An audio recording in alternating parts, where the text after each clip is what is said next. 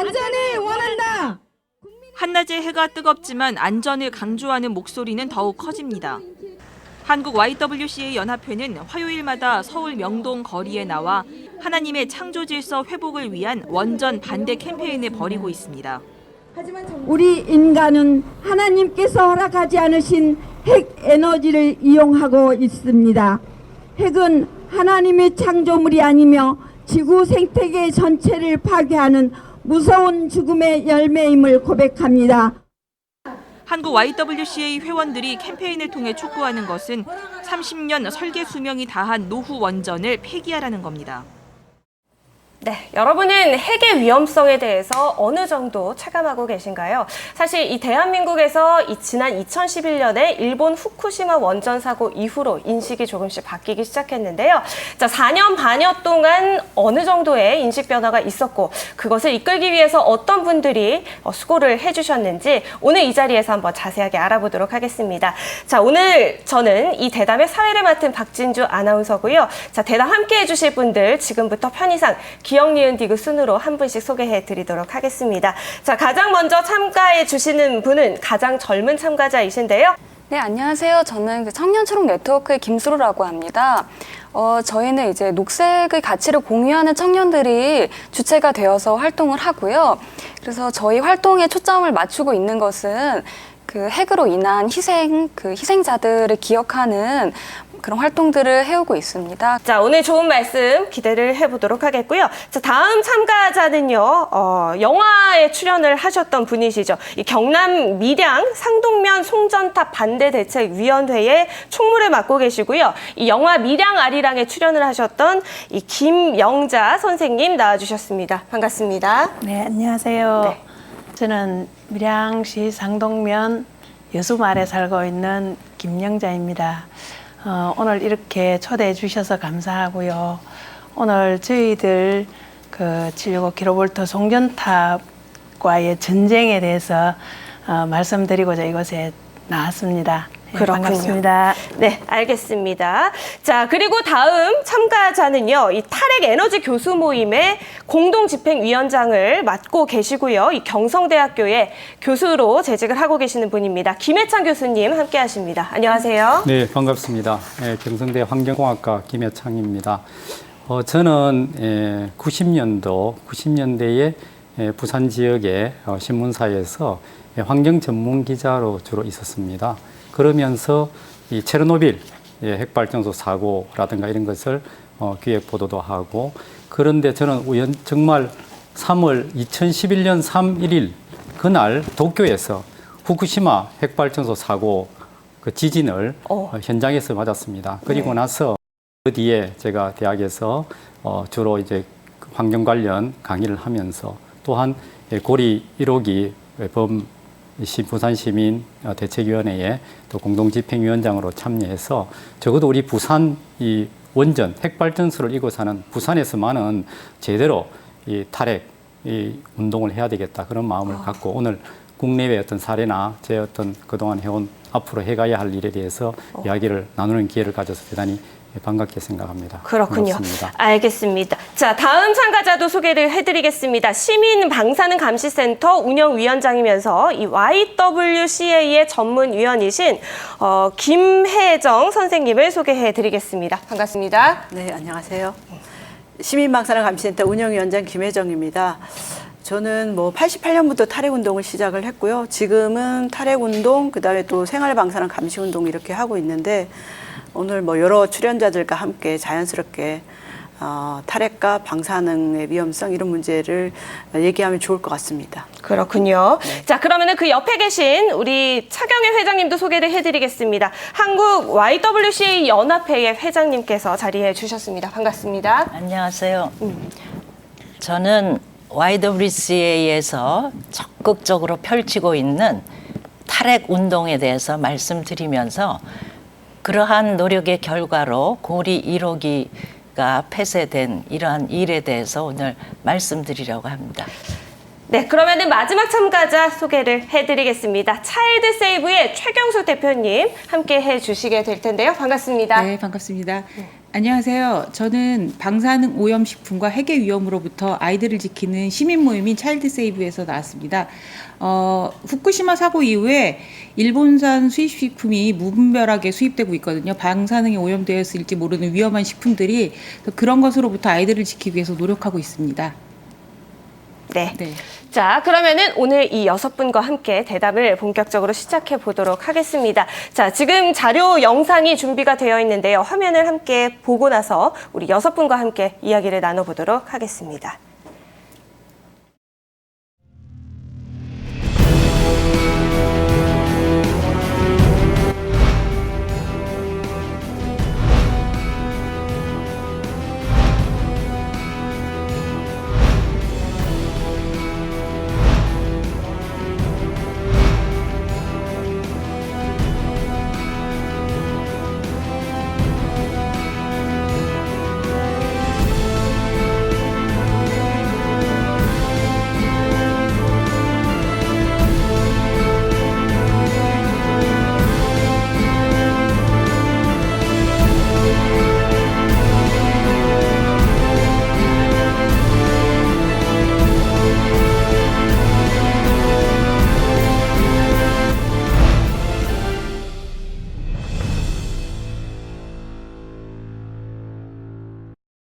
자, 이제 화면을 보셨고요. 본격적으로 대담에 들어가 보도록 하겠습니다. 자, 화면에서 보신 것처럼 2011년 이 3월에 후쿠시마에서 큰 사고가 있었습니다. 그 이후로 많은 인적 그리고 물적 피해가 있었고요. 그 여파는 지금까지 미치고 있는데요. 자, 어떠한 사고였는지 좀 이야기를 들어보도록 하겠습니다. 우리 김혜정 위원장님께서 먼저 정리를 좀 해주시죠. 네, 여러분 너무나 잘 알고 계실 텐데 2011년 3월 11일에 동일본 대지진이 일어났고요. 네. 원자력 발전소가 폭발한 건 3월 12일이죠. 그래서 후쿠시마 원전 사고는 1호기에서 4호기까지 원자력 발전소가 폭발하거나 방사능 물질이 대량 유출되는 그런 사고가 있었고, 이 사고로 일본 열도가 70% 정도 방사능에 오염이 되었고요. 그리고 실제로 고농도, 지금까지 사람이 살 수 없는 지역으로는 서북 방향으로 50km까지 오염이 됐습니다. 그리고 250km 정도 떨어진 도쿄, 요코하마 이런 지역까지도 부분적으로는 굉장히 고농도로 오염된 방사능 피해 지역이 있고요. 지금 후쿠시마 원전의 회사인 도쿄전력은 향후 40년 안에 원자력 발전소를 폐로할 수 있을 것이라고 얘기하고 있지만 누구도 그것을 장담할 수 없는 상태이고, 하루 수백 톤의 방사능 오염수가 계속 바다로 유출이 되고 있고, 또 대기 중으로도 방사능 물질이 방출되고 있는 그런 상황입니다. 그리고 후쿠시마 현에 사는 아이와 청소년들에게서 갑상선암 발병률이 사고 이전보다 100배 이상 발생하고 있는 그런 상황이라고 우선 간단하게 말씀드릴 수 있을 것 같습니다. 그렇군요. 이 오염도나 이 사람들의 또 피해 정도를 보면 상당히 위험한 상황인데, 사실 일본 내의 이 자국민들은 그 정도까지 체감하고 있지 않은 것 같거든요. 네. 자, 그렇다면은 정부 측에서 이렇게 정보를 확실하게 알리지 않고 있어서 이 불신감이 상당할 것 같은데요. 어떤 상황인가요? 그러니까 사실은 일본의 평범한 시민들을 만나면 네. 우리나라 사람들보다 일본 후쿠시마 원전 사고에 대한 방사능 영향을 더 모릅니다. 왜냐하면 일본 언론이 그 방사능 오염 현황에 대해서 통제를 하고 있기 때문에 실제로 그런 정보가 원활하게 시민들한테 제공되지 않고 있고, 무엇보다도 사고가 났을 당시에 실제로 일본에서 방사능 오염 확산 예측 모델이 있었음에도 불구하고 이것을 무려 40일 넘게 지역 주민들에게 은폐하고 있었고요.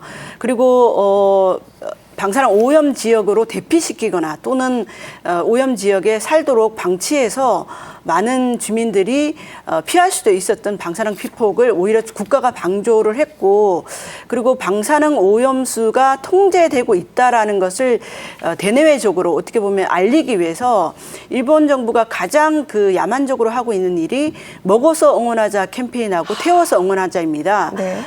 방사능 오염 식품을 먹지 않도록 국가가 사실은 관리를 해야 되는데 오히려 후쿠시마 방사능에 오염된 식품을 먹도록 계속 국민들에게 장려하는 먹어서 응원하자 캠페인을 벌이고 있고 또 방사능에 오염된 쓰레기를 전국 각 지자체에 보내서 그 지자체가 태워서 후쿠시마를 응원하자 이런 캠페인을 벌이면서 사실상 정보의 은폐와 더불어서 오염을 전국화하고 그러기 위해서 지역 주민들을 희생하는 그런 정책을 펼치면서 현재 아베 정부는 방사능에 오염된 그 고농도 오염 지역에 올해 10월부터 지역 주민들이 돌아와서 살도록 하면서 후쿠시마 앞바다 조업도 재개했고요. 그리고 또 후쿠시마 오염 지역에 병작도 재개하고 실제로 그 12만 명의 난민들을 아무런 대책 없이 오염 지역에 와서 살도록 하는 그런 정책을 펼치다 보니까 지역 주민은 물론 이제 일본의 국민들이 정부를 불신하고 실제로 이제 한국 시민들도 일본의 방사능 대책을 믿지 못하는 그런 상황에 있다고 말씀드릴 수 있습니다. 그렇군요. 자, 이러한 현실에 대해서 우리 김해찬 교수님께서도 지금 뭐 교수님들의 이 모임을 함께하고 계시기 때문에 여러 가지 뭐 생각이 많으실 것 같습니다. 좀 이야기를 전해주시죠. 네, 후쿠시마 핵발전소 사고의 가장 큰 것은 이 기술에 대한 과신입니다. 즉, 이 일본 같은 경우는 그동안 일본이 어떤 전기 기술에 있어서 세계 최고라고 하는 면에서 흔히 원전에 대해서 크게 준비를 하지 않았습니다. 그러다 보니까 그런 기술적인 문제도 있고 가장 큰 것이 사고는 일어날 수 있다는 것을 인정하지 않았습니다. 1000만 분의 1의 어떤 확률이라고 하는 그런 내용을 계속 국민들에게 홍보를 했는데 더 큰 문제는 정보에 대한 그러니까 비공개, 불투명, 그리고 정보 은폐입니다. 사실은 후쿠시마 사고가 있기 한 10여 년 전에 2001년인데 후쿠시마 1호기에 수증기 발생기에 균열이 있은 것을 한 가지를 은폐한 것이 아니라 약 26가지 은폐한 사실이 있었고 그때 도쿄전력이라든지 회장, 사장, 임원 5명이 그만둔 그런 계기가 있습니다.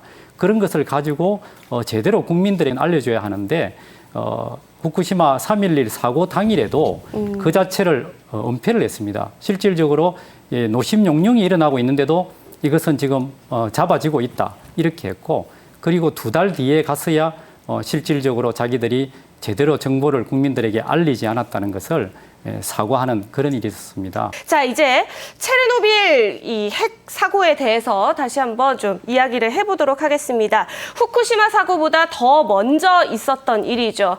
벌써 29년 전의 일인데요. 자, 체르노빌 현재도 많은 아픔이 남아 있다고 이야기를 들었습니다. 우리 김해찬 교수님께서 현재 상황 좀 전해주시죠. 예, 1986년 4월 26일이죠. 체르노빌 사고가 있고 나서는 반경 30km, 지금 29년이 지났는데 아무도 살지 않습니다. 아주 제한되게만 들어갈 수가 있습니다. 그리고는 우리 남한의 1.5배 정도 되는 땅이 지금 불모지가 되어 있습니다. 그리고 30년 전에 난 사고를 지금 그때 당시에 이제 콘크리트라든가 철근으로 전부 덮어 씌웠는데 이제 30년 지나니까 거기에도 물이라든가 이런 것이 들어가서 유출이 됩니다. 더 중요한 것은 그로 인해서 지금 사망자가 공식 집계로 세계보건기구는 한 9천 명 정도 또는 5만 5천 명, 민간 학자는 85만 명을 보기도 합니다. 네. 그런데 더 중요한 것이 당대의 사람의 피해가 아니라 유전자의 어떤 피해를 입기 때문에 그 후손들이 많은 백혈병이라든지 또는 뭐 갑상선암이라든가 이런 것을 많이 걸리고 그러다 보니까 이러한 문제가 30년이 지났지만 아직 끝이 나고 있지 않다 그런 것이고요.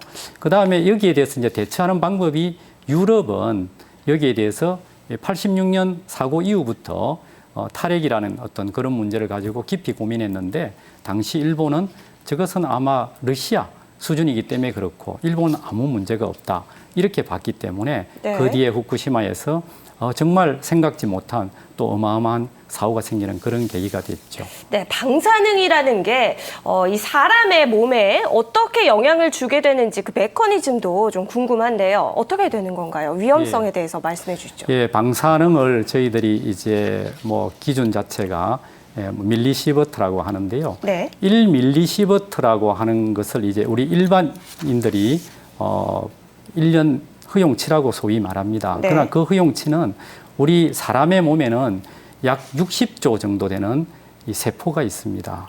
그 세포에 1mSv라고 하는 것은 세포 하나하나 60조가 흔히 말해서 침을 한 번 맞는 방사선을 쪼이는 것입니다. 그래서 원전 노동자도 20mSv를 넣으면 되지 않은데 지금 후쿠시마 같은 경우는 20mSv 이하로 되고 있지 않습니다. 그러다 보니까 사람들이 한 15만 명 정도가 4년 동안 외부에 살면서 고향을 잃고 사는데 다시 돌아와서 살기가 힘들고요. 네. 그리고 이 방사능 자체는 몸에 계속 축적이 되는 것입니다. 그러다 보니까 우리가 예를 들어서 뭐 CT 촬영을 한다 이렇게 하면 어떤 기구라도 그것이 몸에는 굉장히 나쁜 영향을 미친다고 볼 수 있죠. 알겠습니다. 자, 이런 이야기들을 쭉 듣는 와중에 이 사실 가장 많이 알아야 되는 이 정보들에 대해서 자세하게 알아야 되는 국민들은 그 정보가 참 많이 부족하다라는 생각이 듭니다. 자, 이런 부분에 있어서 아무래도 아이들을 키우는 이 부모님들의 그 입장에서는 더 이 분통을 느끼실 것 같은데요. 자, 그렇다면은 우리 차일드 세이브의 최경수 대표님은 이런 이 정부들이 쉬쉬하고 있는 이런 상황에 대해서 좀 어떤 생각을 갖고 계시는지 궁금하네요. 후쿠시마 사고가 터진 지 5년째 되는데 네. 환경부에서는 일본산 그 쓰레기 폐기물들 수입에 대해서 방사능 검사를 확대하겠다는 얘기를 이제야 했어요. 그러니까 그 전까지는 방사능에 오염되었을지 모르는, 그리고 또 사실은 몇 번 그 방사능이 검출돼서 폐기물이 반송된 적이 있거든요. 그러니까 그런 상태인데 이제야 겨우 방사능 검사를 확대하겠다라는 말을 하는 정도로 굉장히 아니란 태도를 대처하고 있어요. 그러니까 그랬기 때문에 저희 엄마들이 나서서 사실 살림살이 하면서 100만 원이라는 돈이 굉장히 크다면 크거든요. 그러니까 그런 돈을 가지고 방사능 계측기를 사서 일일이 스스로의 안전을 지키고 있는 상황이죠. 그리고 이제 그것으로 넘어서 시민방사능감시센터라는 식품 검사와 이런 모든 안전한 것을 검사하는 센터까지 세우기에 이르렀거든요. 그러니까 뭐라고 말하는, 딱 한마디로 얘기하면 스스로 안전은 스스로 지키고 있습니다. 지금 정부의 도움 없이.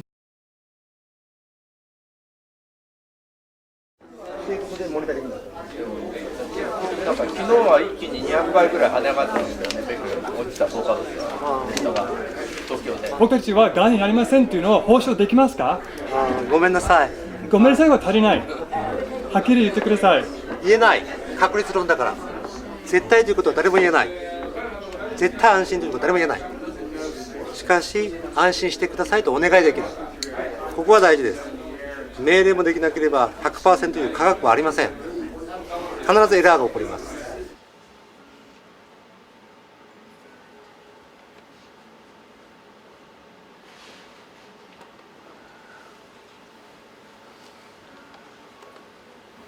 もう騙された、裏切られた。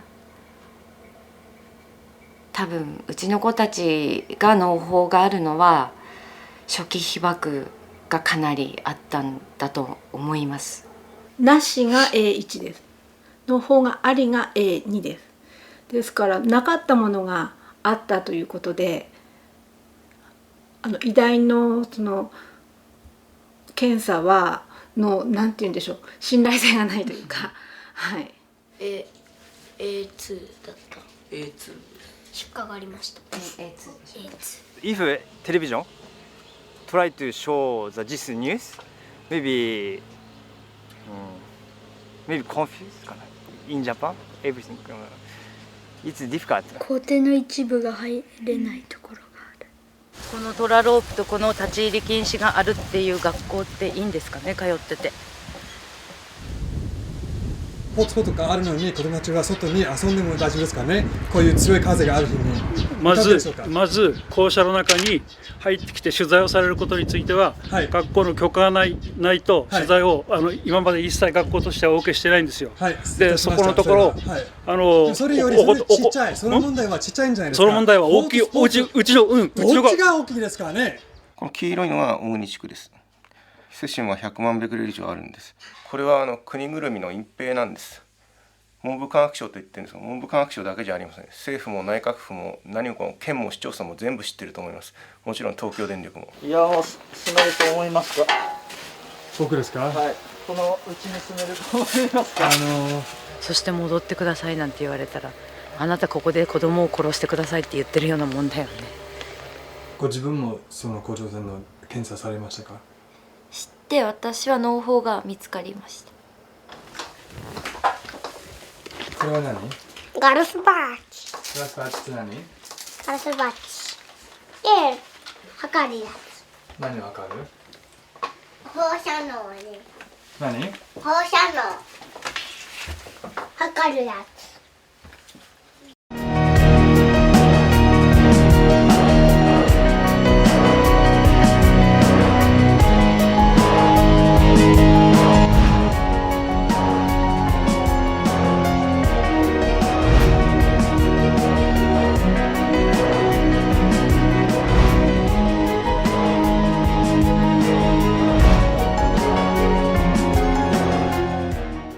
자, 이제 다음 주제로 좀 넘어가 보도록 할 텐데요. 이 카타오카 테루미 씨가 전국에, 우리나라의 전국에서 강연을 하기 시작했습니다. 이분의 내력이 참 다양한데요. 2013년에 이 한국에 들어와서 이 한국 YWCA와 함께 연합해서 이 전국 각지를 돌면서 강연을 했습니다. 자, 이 핵사고의 진실에 대해서 많은 부분들을 이 다른 분들과 함께 공유를 하면서 이야기를 많이 해주신 것으로 알고 있는데요. 자, 이 강연을 함께 그 자리에서 함께 하셨던 우리 차경애 회장님의 이야기를 좀 들어보죠. 어떤 이야기들을 전달을 해주셨던가요? 네, 저희가 그분을 모시게 된 거는 2013년에 생명운동의 해로 저희가 정해서 그분을 초청을 했습니다. 그래서 서울을 비롯해서 전주 그리고 방패장 건설로 논의되고 있는 그 경주까지 이렇게 다니시면서 그 강연을 했는데 그분이 직접 현장에서 느낀 그 절절한 마음이 그 듣는 이들에게 큰 공감을 일으켰습니다. 그리고 정말 그분이 기독교인으로서 이렇게 아픈 현실에 대해서 우리는 어떻게 해야 될 것인가. 그리고 그 핵사고는 하나님과 아이들한테 큰 범죄라고 하면서 본인이 이런 현실 앞에서 나는 가만히 보고만 있을 수 없고 정말 포기하지 않고 이 일을 하겠다 하는 그런 아주 결단을 보여주셨습니다. 그래서 이 핵사고는 정말 일본만이 아니라 우리나라가 정말 그 최대 그 핵발전소를 가지고 있는 그런 나라로서 우리나라도 이 일을 해야 되겠다는 그런 생각을 갖게 됐습니다. 그리고 그분이 부탁한 것처럼 후쿠시마 그 사고가 우리 한국에도 전달이 되어서 정말 앞으로 한국 사회에서도 이러한 그 생명운동을 펼치는 이러한 문화가 이루어졌으면 좋겠다고 그렇게 저희들이 생각을 했습니다. 자, 그렇다면은 지금 이런 이야기를 통해서 아무래도 이 엄마의 입장에서 많은 활동을 하고 계시는 우리 최경숙 대표님은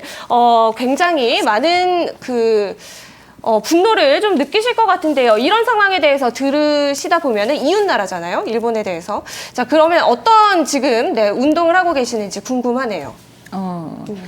이웃 나라의 문제이긴 하지만 그건 곧 저희의 위험과도 직결이 돼 있거든요. 왜냐하면 가장 가까운 나라이기 때문에 사고가 터지면 방사능 물질이 직접 날아오고요.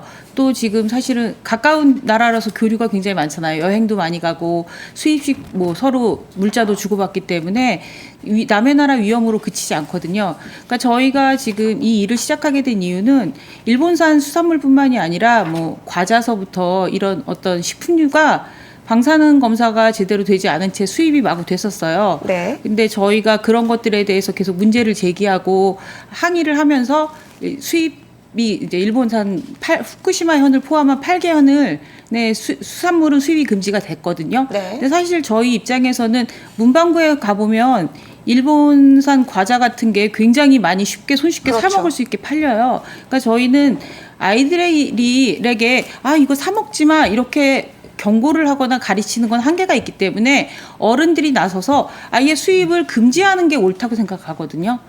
네, 그러니까 지금 근데 그런 것 자체가 제대로 되지 않아서 또 아이들에게도 계속 끊임없이 통제를 할 수밖에 없는 그런 상황이에요. 그러니까 불행하죠. 이웃 나라의 불행으로 끝나는 게 아니기 때문에. 그렇군요. 사실 그렇게 좀 국민들을 보호하기 위해서 여러 가지 운동을 많이 하고 계시잖아요, 김혜정 선생님. 네. 자, 어떤 일들을 좀 해 오셨는지, 그리고 또 앞으로는 어떤 일들을 계획하고 계시는지 이야기해 주실까요?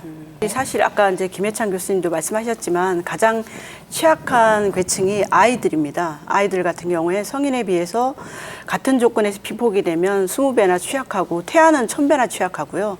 여기 나와 있는 차일드 세이브 또 YWCA 이렇게 같이 방사능 오염 여부를 검사하는 식품에 대한 검사 활동도 하고 있고, 그다음에 일본에서 사실은 폐기물이나 또는 그 고철 같은 것도 수입되고 있어서요. 생활 방사능 감시 활동도 하고 또 의료 방사선에 대한 위험을 알리는 그런 홍보 활동도 하고 있습니다. 그리고 특히 이제 YWCA나 차일드 세이브하고 같이 아이들을 방사능으로부터 오염된 식품을 못 먹게 하기 위해서 방사능 안전 급식 그 조례를 만드는 운동도 해서요. 부천에서 또 직접 조례를 저희가 만들기도 했고 그런 활동들을 지금 하고 있습니다. 그렇군요. 자, 뭐 이런 운동이 조금 더 적극적으로 투명하게 그리고 더 이 수면 위로 떠올라서 이루어진다면 우리 지금 국민들이 조금 더 안심하고 지낼 수 있는 환경이 조성되지 않을까 싶은데요. 자, 이런 내용들에 대해서 쭉 들어오셨는데 차경혜 회장님은 좀 어떤 생각을 갖고 계신지, 조금 더 활발하게 운동이 이루어져야 된다라는 생각을 하고 계시는지 궁금하네요. 물론이죠.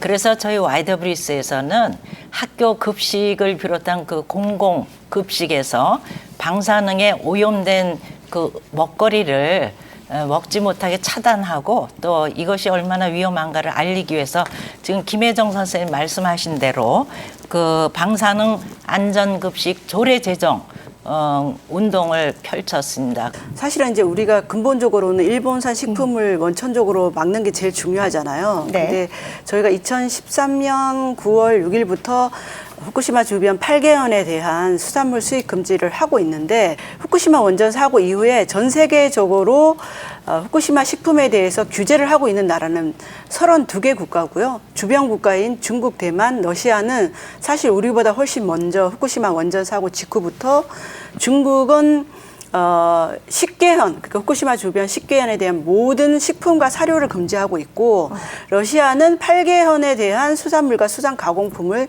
수입 금지하고 있는데, 사실 이 나라는 뭐 공산품도 반송할 만큼 엄격하게 해서 사실상 일본산 수산물이나 수산 가공품을 수입하지 않고 있다고 봐야 되고요. 대만은 5개현에 대한 모든 식품을 금지하고 있는데, 최근에는 그 규제 기준을 더 강화해가지고 일본에서 항의를 하기도 했지만, 지금은 5개현뿐만 아니라 나머지 지역에서 들어오는 것도 방사능 검사 증명서, 산지 증명서를 요구하고, 가공식품은 샘플 검사를 하지만 나머지는 전수 조사를 할 만큼 엄격하게 하고 있습니다. 시민들이 관심을 갖는 게 굉장히 중요하다고 생각을 합니다. 그렇군요. 서명해 주십시오. 우리 아이들의 소중한 생명을 지키는 일에 동참해 주십시오. 매일 원동에 투자하라, 투자하라, 투자하라. 노핵발전소는 폐쇄되어야 합니다. 신규 핵발전소 건설은 중단되어야 합니다. 최근에도 충격적인 소식이 들려옵니다. 활성화 문제를 찾을 수 없어서 위험하게 구조없는 낡은 핵발전소입니다.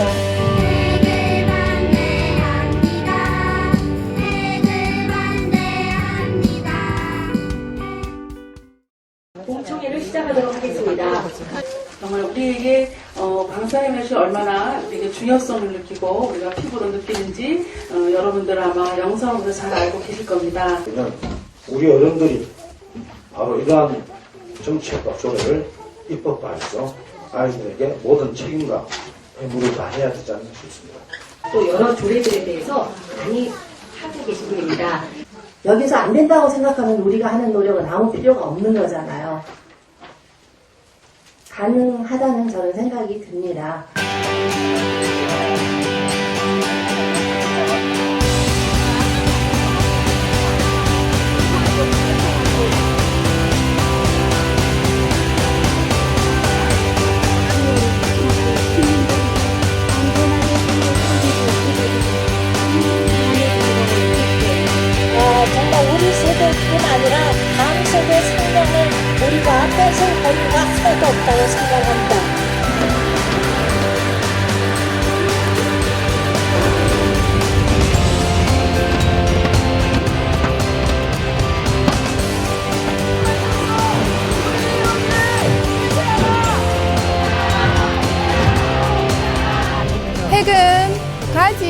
걸어가야 했던 길로 비유하고 싶어요. 지금 빨리 멈추고 회복의 길로 가야 한다고 생각합니다.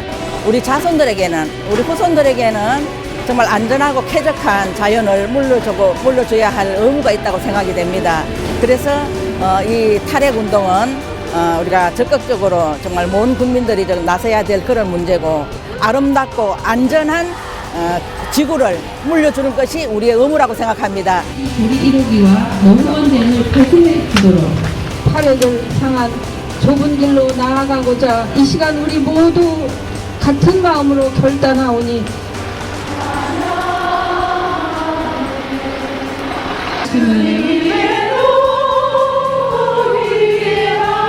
내 영혼이 찬양하네. 내 영혼이 찬양하네.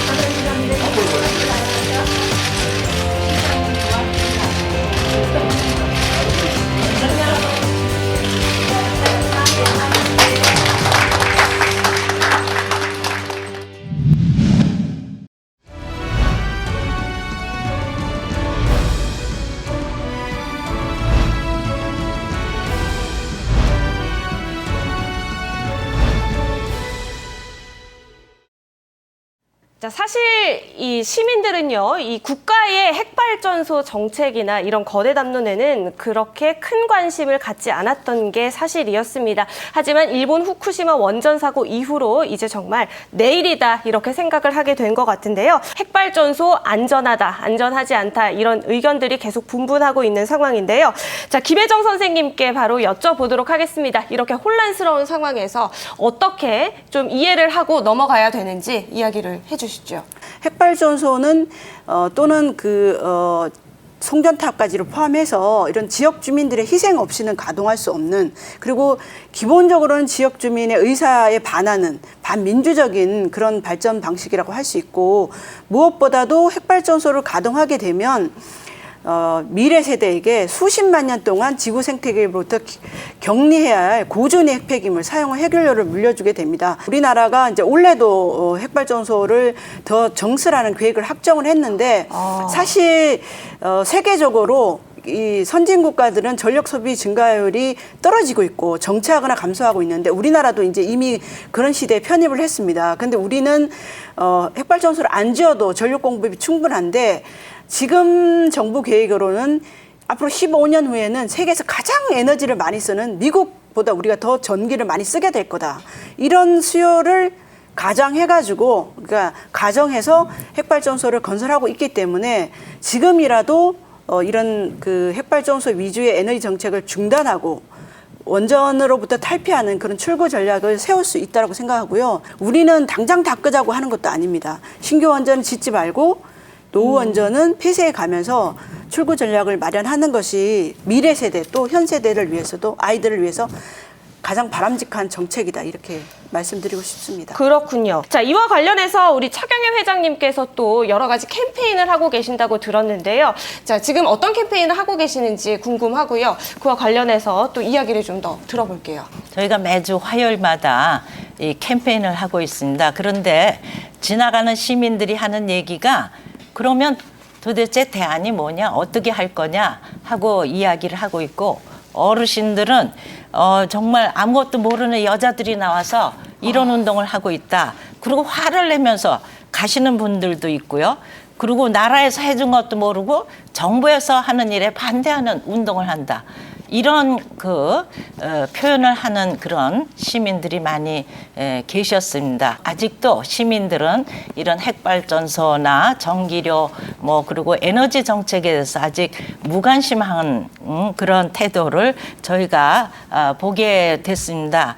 그런데 세월호 사고 이후에 조금은 좀 달라졌고, 핵발전소가 위험하다는 거는 이제는 아는데, 그 대신 이 핵발전소를 없애야 된다는 거는 아직도 이해를 잘 하지 못하고 있습니다. 네. 저희가 화요일마다 벌이고 있는 캠페인이 뭐냐면, 아까 우리 김혜정 선생님 말씀하신 대로 노후 핵발전소는 폐쇄하고 신규 신규 핵발전소는 이제 단계적으로 하지 말라 그런 운동입니다. 그래서 정말 단계적으로 우리가 이 탈핵 정책을 해 나가는 그런 목표를 하고 있는데요. 우리 여성운동이 비단 이 여성들에 의해서만 지속되는 것이 아니라 그리고 우리들만의 그런 축제가 아니고 여기에 정말 청년들도 함께 참여해 가면서 그리고 어르신들이 아직도 완고한 생각을 가지고 계시기 때문에 그 어르신들도 함께 참여할 수 있도록 이렇게 함께 하면서 시민들이 생명에 대한 그 감수성을 가지고 살아가도록 그 돕고자 그렇게 저희가 지금 이 운동을 하고 있다고 말씀드릴 수 있습니다. 그 중에 하나가 우리 함께하고 계시는 청년 초록 네트워크의 또 움직임이 아닌가 싶습니다. 김수로 위원님을 또 모셨으니까요. 자, 어떠한 일들을 하고 계시고 또 이 위험성 어느 정도로 또 보고 계시는지 이야기 좀 나눠주시죠. 1953년에 미국에서 원자력의 평화적 이용이라는 게 발표가 되었어요. 네. 그러니까 이것은 그 핵 발전소 형태로 우리 삶에 자리 잡게 된 계기만 만들었고 그 핵무기는 계속해서 그 강력하고 효율적인 형태로 발전을 해왔거든요. 네. 그래서 우리가 이 부분들을 알고 어떤 원자력의 평화적 이용 같은 것은 불가능하다. 네. 그래서 그 계속해서 탈핵을 이야기해야 한다라는 것을 말하고 싶습니다. 그렇군요. 그런데 참 인상 깊은 부분은요. 얼마 전이었죠. 이 8월 6일에 청년들이 모여서 성명서를 발표를 했습니다. 자, 어떠한 부분이었는지 이야기를 좀 더 해주실까요? 네, 그 8월 6일인 히로시마 원폭 투하 이래 저희가 대만과 일본과 한국에서 청년들이 푸른 하늘 국제 선언이라는 것을 만들었어요. 그래서 그걸 같은 시간에 동시에 발표를 했는데요. 여기에서 저희는 인간이 아니라 핵산업의 죽음을이라는 슬로건을 내걸고 그리고 핵으로 인한 희생자들을 기억하고 이제 탈핵을 외치는 그런 내용들을 담았습니다. 자, 송전탑을 건설하는 것 역시 좀 반대하는 그런 목소리도 냈다고 하는데요. 자, 이런 부분은 아무래도 우리 밀양 할매 김영자 선생님을 또 이제 빼놓고 말을 할 수가 없을 텐데요. 예, 저희들은 그 젊은 분들이 이렇게 그 탈핵이라는 슬로건 아래 이렇게 움직여 주신다는 게 너무너무 감사하죠. 네. 저희 밀양 송전탑 반대를 하고 계시는 주민들도 결국은 이 송전탑을 반대하다 보니까 그 끝에는 그 핵발전소가 있다는 걸 갖다가 알게 되었거든요.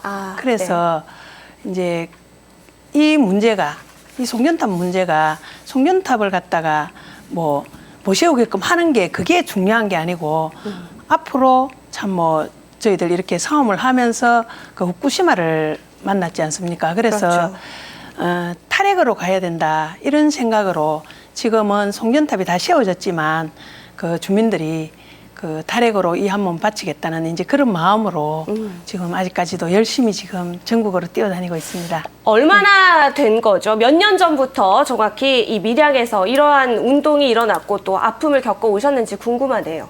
네, 2005년 12월 5일 날 저희 그 여수마을에서 765kV 송전탑은 안 된다 이래가지고 이제 그 전원 생활을 하시는 그 선생님 두 분이 계셔요. 네. 그분들의 이제 그분들이 그 주민들을 갖다가 설득하는 과정에서 이제 저희들이 76만 5천 볼트라는 그 어마어마한 전기를 갖다가 알게 되었죠. 그래서 그때부터 이제 그 765kV 송전탑이 저희 지역으로 들어오는 것을 갖다가 막기 위해서 이제 그 저희들은 그때 초창기에는 거의 몰랐던 이제 그런 이제 일들인데 네. 그 이제 5개 면을 갖다가 이 765kV 송전탑에 경유를 하는데 그 5개 면에 이제 그 대책위원장 을 갖다가 이제 뽑아가지고 자기들 나름대로는 또 열심히 일을 하고 있었고, 네. 그 이제 열심히 그렇게 싸우고 있는 와중에 이제 2007년도에 그 성인이 나는 이제 이런 이제 상황들이 됐어요. 그 성인이 나지 않게끔 하기 위해서 저희들이 정말 이제 그때는 그 주민들 서명도 받아가지고 그 한국전력이라든지 관계기관에다가 정부 관계기관에다가 보내는 이제 이런 이제 일들을 많이 했었는데도 불구하고 이제 송전탑이 이제 강행이 됐던 거죠. 정말 궁금한 게 이 착공 과정까지 이 주민들의 의사는 절대 반영을 하지 않았던 건가요? 아니면은 미리 이런 공사가 진행이 될 것이다. 이 제대로 공시도 하지 않았던 건가요? 네, 그렇죠. 그 송년탑을 갖다가 이제 세우게 되면은 주민들하고 합의를 갖다가 먼저 하고 송년탑을 세워야 되는데 이제 그런 과정들이 아예 이제 없었던 거죠. 2013년도 10월 1일 날부터 이제 3,000명의 경찰 병력을 동원하면서 이 송년탑을 갖다가 강행을 하게 됐고 또 이제 그 송년탑이 이제 한 기, 두 기 세워지면서 이제 주민들이 포기를 하는 이제 그런 상황이었죠. 네. 근데 이제 지금도 마을에는 반대 주민과 찬성 주민들이 서로 이제 말도 하지 않는 이제 이런 상황까지 돼가지고 송년탑을 안고 살아야 되는 이제 그런 이제 참 뭐 억울함도 있지만 그 참 이웃 사촌이라고 열심히 참 뭐 살면서 이웃에 정말 다정하게 지내던 이제 그런 이제 모습들이 아예 사라진 것이죠. 그게 더 이제 억울한 거죠. 그렇죠. 자, 이렇게 좀 밀양에서 이루어지고 있는 일에 대해서 이야기를 들어보니까 이 수도권에서 소비하는 전기를 위해서 이 밀양에 송전탑이 건설이 되고 있다고 들었거든요. 자, 그 사연에 대해서 조금 더 이야기를 해주시고요. 어떠한 아픔들을 겪고 있는지 좀 정말 현실적으로 전해주시죠.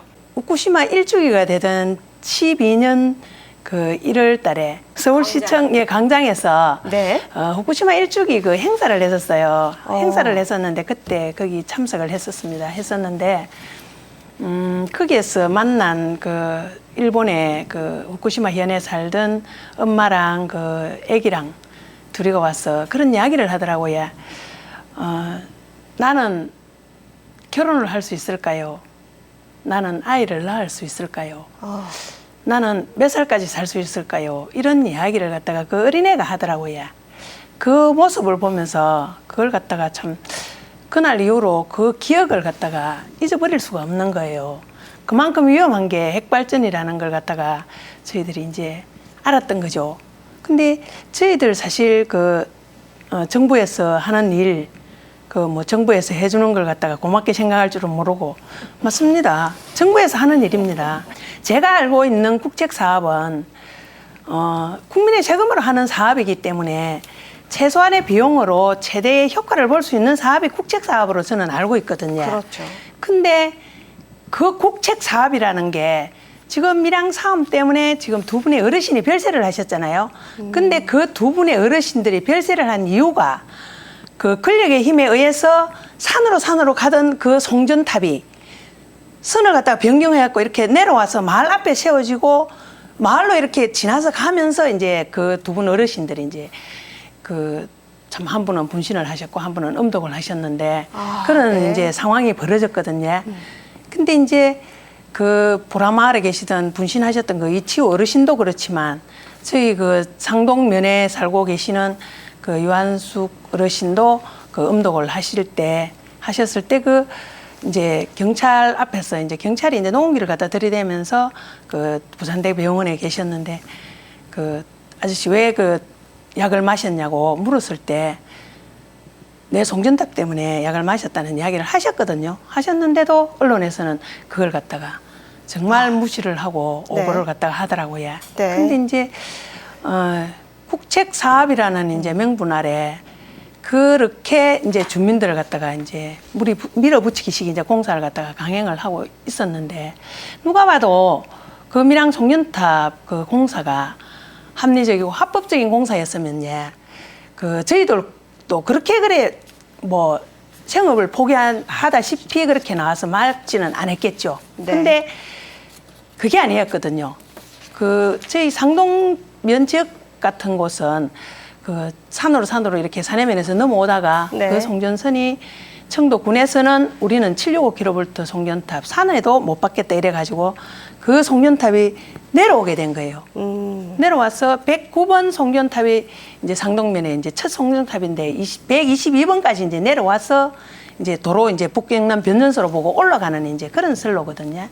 그래서 이제 마을로 내려오면서 이제 고정 마을은 아예 이제 두 동강이가 나고 있는 거죠. 2반, 3반으로 이렇게 갈라져서 이렇게 송전탑이 이렇게 송전선이 내려오고 있고, 그 이제 주민들이 농사를 짓고 있는 그 이제 덜 한가운데 이제 밭 한가운데 또 하우스 농사를 짓고 있는 논 한가운데 이제 이렇게 이제 세워지면서 이제 이 주민들이 그 참 자기의 삶의 터전을 갖다가 다 이렇게 생겼다는 이제 그 마음 때문에 이제 그렇게 이제 사왔던 거죠. 그렇죠. 사왔던 것인데 그 할머니들이 누가 그런 이야기를 해요.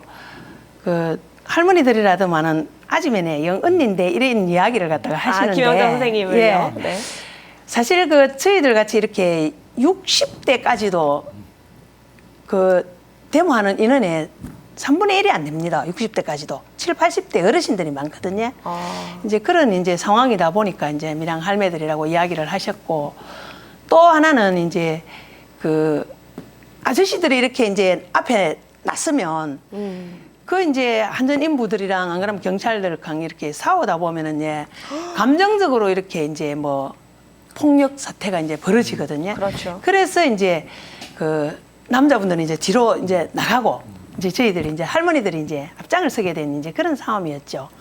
그랬었는데 이제 사실 이 싸움을 하면서 사실 저희들은 뭐 평생을 농사만 짓고 살던 이제 그런 이제 사람들이 되다 보니까 이 싸움을 갖다가 하려고 하니까 뭘 알아야 전기에 대한 걸 뭘 알아야 싸우겠더라고요. 네. 그래서 이제 인터넷도 보면서 이제 이야기도 또 들으면서 교육도 받으면서 이제 이렇게 이제 이 전기를 갖다가 알아가게 됐었는데 네. 이걸 갖다가 알고 보니까 너무 엄청난 거예요. 위험성에 대해서 더 알게 되셨나요? 네, 이 싸움을 하면서 참 이 엄청난 전기가 내 집 앞에 이렇게 세워져 있다는 이 사실 때문에 사실 그 방에 누워갖고 창문만 이렇게 열어도 송년탑 2개가 이렇게 보이는 이런 이제 상황들이고 바로 코앞으로 이렇게 지나가니까 그 지금 어떻게 살아야 될지 너무 암담한 거예요. 그런 상황 속에서도 이제 이번에 그 9월 15일 날 그 18명의 병합된 그 재판이 있었잖아요. 네. 그 저희들은 사실 그 뭐 평생을 그 뭐 법원이라고 모르고 살아도 아무 이상이 없을 사람들인데 네. 그 송년탑 이제 공사를 갖다가 이제 저희들이 맡고 하면서 그 업무방해 뭐 특수 업무방해 뭐 공무집행방해 계산하면서 이제 온갖 이제 뭐 제명을 다 덮어 씌워가지고 이제 이렇게 참 뭐 지금은 범법자가 되기도 했었는데 아이고. 네. 사실 그 참 업무를 방해했다고 이제 경찰서 조사 받으러 온나 뭐 검찰청으로 조사 받으러 온나 이럴 때에 네. 사실 그 경찰서도 제대로 몰랐어요. 저희들은 경찰서도 어디 있는지를 잘 몰랐고 검찰청도 참 같이 그 조사 받으러 가면서 어디에 있는지를 갖다가 몰라가지고 검찰청이 어디 있다 카드놓고 하면서 이제 그런 이야기를 하면서 조사를 받으러 갔던 이제 그런 기억들. 그 젊은 검사 앞에서 조사를 받는데 그 검사가 그런 이야기를 하더라고요. 당신이 이렇게 나서서 국책 사업을 갖다 이렇게 맡고 있는 게 자식들 앞에 부끄럽지를 않냐고. 뭐가 부끄럽습니까? 네. 평생을 내 인생을 바쳐온 그곳이 못 서는 땅이 됐는데 뭐가 그렇게 부끄러우냐고요. 네. 그게 죄입니까? 내 것을 지키려고 나섰던 그게 그 삼천 경찰 병력이 동원됐을 때 자기들은 방패를 가지고 저희들 그 화장실 볼 일도 못 보게 했었거든요. 그랬었는데 저희들은 나이 드신 어르신들 그 지팡이가 무기의 전부였어요. 에너지 부산 시민학교를 하면서 네. 예, 115호 송전선 거기 이제 운동하시는 어르신을 뵀는데요. 이 밀양 송전탑과 같은 이것은 핵발전소가 가지고 있는 또는 우리나라의 어떤 전력 구조가 잘못된 에너지 부정의의 대표적인 사례입니다. 그러니까요. 그러니까 이것은 서울 1000만이라든가 수도권이 되는 한 2000만 정도 되는 여기에 돈이라든가 사람이라든가 모든 게 몰려 있는데 전력이라든가 이런 것은 자체 생산하는 것이 서울이 4%, 경기도가 한 25% 정도밖에 되지 않습니다. 그러다 보니까 지금 밀양에서 이건 부산이 반대를 하니까 영덕이나 또는 울진에서 가더라도 경기도로 가려고 하면 경기도에 있는 수많은 지자체를 마지막 받으려고 하면은 중간은 차치하고 765 킬로볼트의 송전탑을 거치지 않으면 전기를 받을 수가 없는 구조지요. 그랬을 때는 밀양보다도 더 심각한 일이 생길 수밖에 없고 지금 현재 그런 조짐이 일어납니다. 그래서 오히려 경기도 같은 경우는 이제 지자체가 우리가 좀 자립하는 걸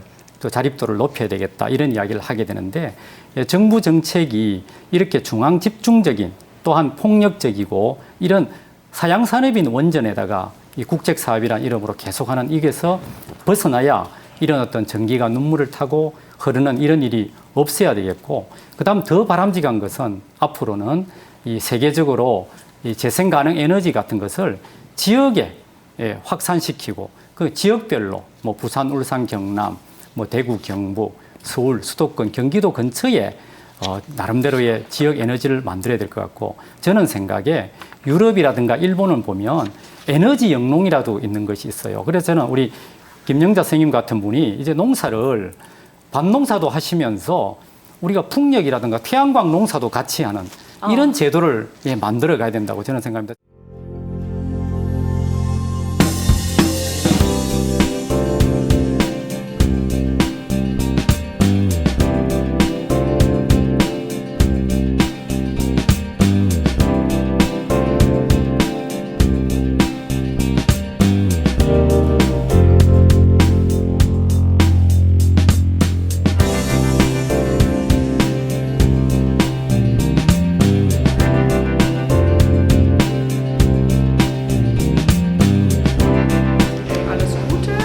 Ich hoffe, es gibt viele Eindrücke und Ideen für erneuerbare Energieprojekte in Südkorea, die vielleicht mit Hilfe von Ihnen und Ihren Mitgliedern umgesetzt werden können. Alles Gute für die Zukunft.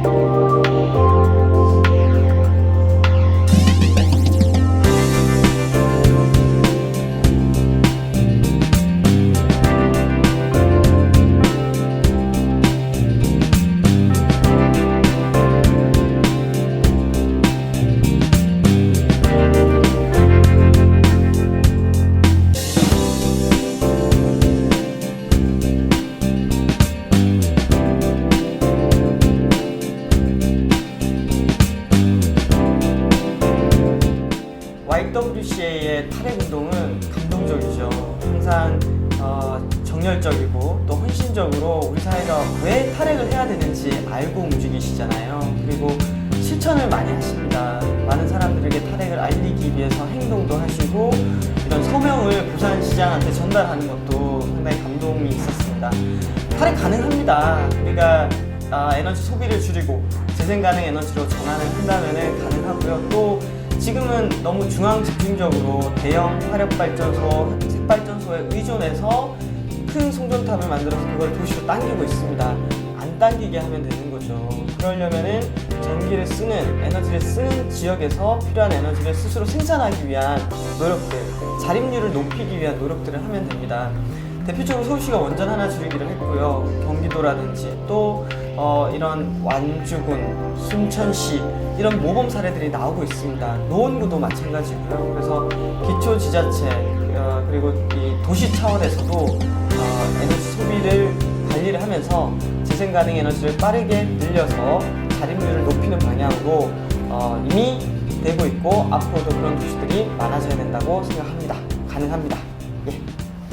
쭉 이야기를 진행해 오다 보니까요. 이런 생각이 듭니다. 모두가 행복해지고 모두가 건강할 수 있는 거는 이 탈핵이다라는 생각이 드는데요. 탈핵이 가능한 일이다라고 이 일각에서는 또 이야기를 하고 있습니다.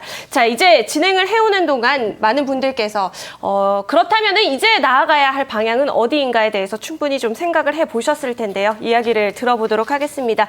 가장 먼저 우리 차경혜 회장님 좀 앞으로 나아가야 할 방향 어떻게 보고 계시는지 이야기해 주시죠. 정말 하나님이 만들어주신 이 세상을 그 아름답게 지켜나가는 그런 운동이라고 생각을 해서 계속 이 운동을 하고 있는데요. 그래서 저희는 지금 교회와 지역 시민들을 대상으로 해서 교육을 하고 있습니다. 그런데 이 탈핵 운동은 어쨌든 좀 지속성이 있어야 될 것 같습니다. 네. 그런데 이 그 핵발전소는 절대로 우리가 지금까지 살펴본 대로 지속 가능한 그런 것이 아니기 때문에 여성들, 특별히 기독 여성들의 이 순례가 정말 하나님이 원하시는 그런 길로 가야지, 그렇지 않은 길로 가는 것은 안 되겠다. 그래서 앞으로 정말 우리가 생명의 길을 향해 떠나는 그러한 이 운동에 더 박차를 가해야 되지 않을까, 그렇게 생각을 합니다. 그리고 탈핵 연수도 다녀오셨다고 들었는데요. 예, 네. 지난번에 우리 사무총장들이 독일하고 오스트리아를 갔다 왔어요. 네. 우리가 여기서도 그 많은 그 교훈을 받고 왔고, 지역에서 우리 이 체험을 한 사무총장들이 우리도 이 탈핵 한국 사회를 위해서 더 열심히 해야 되겠다 하는 그런 감동을 받고 왔습니다. 그렇군요. 오스트리아의 이 원전 가동 그 취소의 그 해프닝을 보면서 우리나라는 좀 갈 길이 아직 멀다라는 생각이 듭니다. 우리 김해찬 교수님, 뭐 탈핵 우리나라는 어느 정도로 좀 가능성을 보고 계신가요? 먼 일이겠죠. 그렇게 먼 일이 아닙니다. 네. 이 부산에 이번에 지난 6월에 고리 1호기 범시민운동을 통해서 폐쇄를 했지 않습니까? 그때 네. 우리 YWCA라든가 여성분이나 전국에서 많이 도와주셨고 함께 했습니다. 이것이 힘입니다.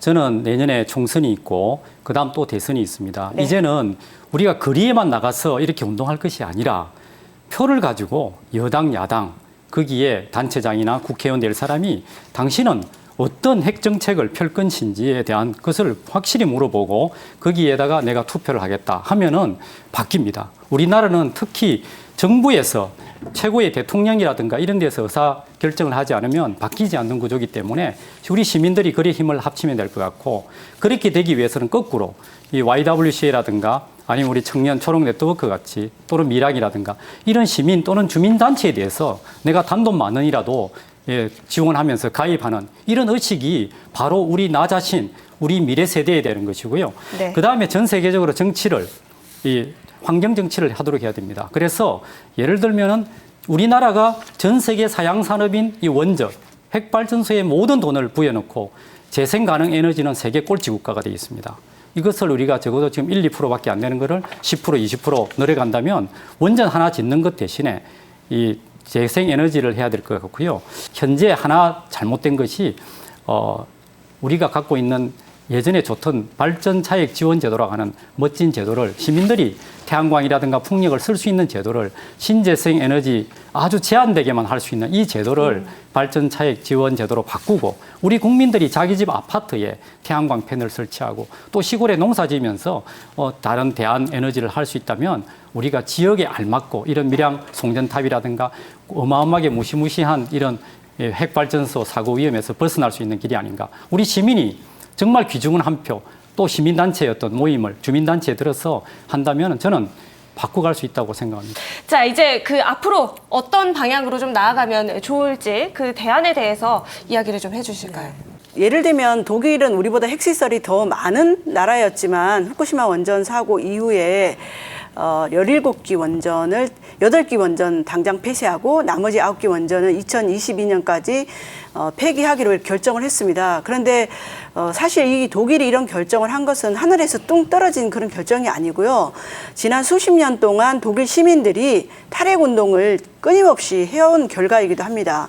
그래서 독일 시민들은 전기 요금이 오르더라도 핵발전소는 필요 없다. 그리고 전기를 절약하고 전기 요금 오르는데도 적극적으로 동의하고, 무엇보다도 우리 앞서 김해찬 교수님 말씀하신 대로 그 시민들이 재생 가능 에너지, 태양광이나 풍력과 같은 발전소를 만들어서 핵에너지는 필요 없으니까 비싸더라도 깨끗한 이런 풍력이나 태양광 에너지를 쓰겠다고 적극적으로 해서 실제 독일이 원전 폐기 정책을 결정할 당시에는 무려 100만 개의 재생가능한 에너지 산업체가 있었습니다. 그래서 우리가 고리 1호기 폐쇄 결정에서 보여주듯이 시민들이 실천하고 또 이것을 정치적으로 반영하고 이런 노력들을 해나간다 그러면 우리는 분명히 우리 세대에서 그 핵발전소로부터 탈피할 수 있는 그런 것을 만들어갈 수 있다고 생각하고요. 희망을 가지고 내가 실천할 수 있는 거, 정치적으로 요구하는 거, 그리고 나아가서 제도를 바꾸는 일에 많은 시민들이 함께 해주신다면 분명히 우리 아이들에게 핵 없는 세상을 물려줄 수 있지 않을까 저는 그렇게 생각합니다. 저희가 가장 중점 목표로 삼는 것은 어떤 탈핵이 가능한 흐름을 만들자는 것이에요. 핵발전소라는 것이 얼마나 그러니까 사고가 한번 일어나면 그 피해는 고스란히 아이들이 받는 거를 계속 증명을 하고 있어요. 그래서 저희는 앞으로 아이들을 지키기 위해서 급식 운동이나 탈핵 운동을 계속 할 거고요. 그런 것 때문에 YWCA의 그런 모든 활동을 굉장히 감사하게 생각하고 적극적으로 지지하고 있습니다. 앞으로는 저희들과 같은 이런 이제 아픔들을 겪는 이제 주민들이 없었으면 하는 이제 바람이고요. 국민들이 좀 의식이 깨어나서 함께 해주셨으면 하는 이제 이런 바람이죠. 자, 어떤 한 사람이라도 아픔을 겪지 않는 그 방법이 바로 탈핵이 아닌가라는 생각이 들고요. 그것을 위해서 또 우리 모두 좀 노력을 해야 되는 시점이 아닌가라는 생각이 들었습니다. 오늘 대담은 여기까지 좀 하고 마무리를 하도록 하겠고요. 오늘 6분 함께 해주셔서 너무나도 감사드립니다. 수고하셨습니다. 감사합니다.